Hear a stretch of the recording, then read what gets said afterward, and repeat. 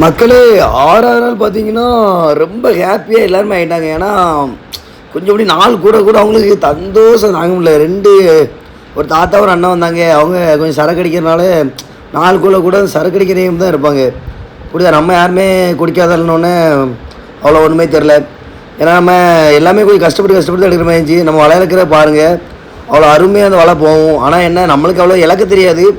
பல இலக்கறால் நிறைய ஆளுக்கு இருக்காங்க. அவங்க இந்த கமெண்ட்டில் சொல்லுவாங்க, நம்மளால் இது நம்ம இலக்கிறதெல்லாம் ஒருத்தே கிடையாது, அதெல்லாம் இலக்கறால் வேறு லெவலில் இருக்காங்க. பாருங்கள், நம்ம இலக்கிறது அவ்வளோ ஒன் போலலாம் போகலை. என்னத்தையோ என்னால் முடிஞ்ச அளவுக்கு இலக்கிறேன். அப்படியே இலக்கிட்டு லாஸ்ட்டு நம்ம தாத்தா மார்கள்லாம் கொஞ்சம் ஹாப்பி ஆனோடனே கொடியை போட ஆரம்பிச்சாச்சு.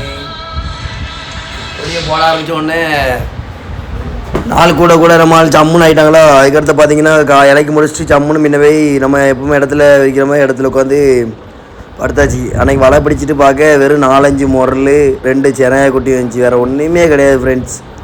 என்ன பண்ணேன்னு தெரில. அதை வச்சுட்டு அதுக்கடுத்து மறுபடியும் பார்த்தா டிரைவர் கரையை விடுவாங்கன்னு நினச்சா கரையை விடலை.